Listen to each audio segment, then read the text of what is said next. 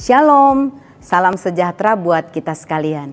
Saudara yang dikasihi Tuhan, di suatu siang yang terik, seorang petani duduk di bawah sebuah pohon beringin yang rindang dan berbuah lebat sambil mengamati kebun semangkanya yang hampir panen.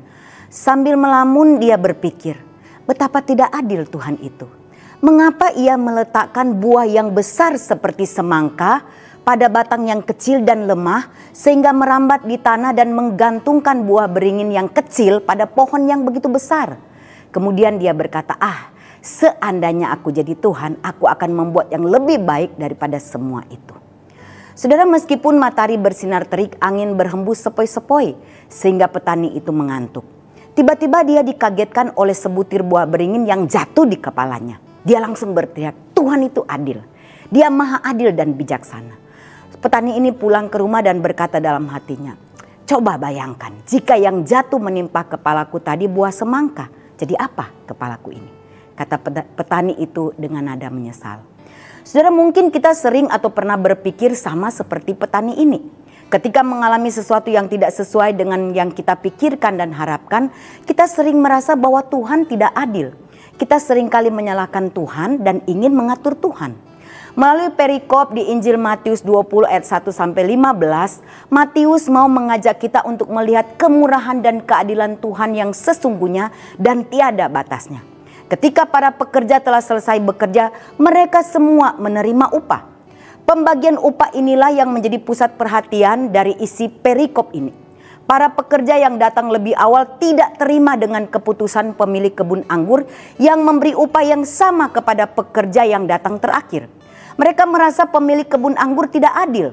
Dalam pemikiran mereka, seharusnya yang datang lebih awal akan mendapat banyak dan yang datang paling akhir akan mendapat lebih sedikit.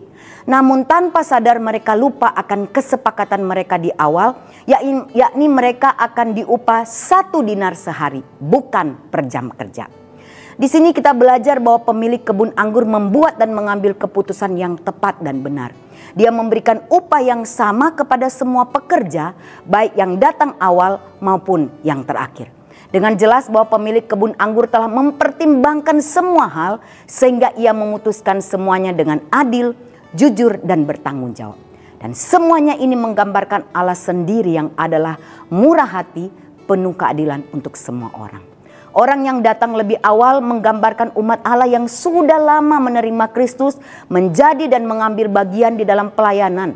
Dan orang yang terakhir datang menggambarkan mereka yang baru saja mengenal dan mengambil bagian di dalam Yesus. Namun Allah tidak membeda-bedakan. Malahan Allah dengan adil dan murah hati memberikan yang terbaik kepada kita semua yang mau percaya kepadanya.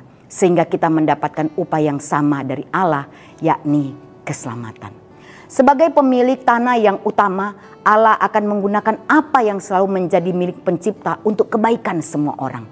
Bahkan jika manusia gagal memandang dunia melalui mata Allah. Dan contoh dari keadilan dan kemurahan hati yang sempurna dari Allah dicontohkan ketika Dia memberikan hujan baik kepada orang yang benar maupun kepada orang yang tidak benar.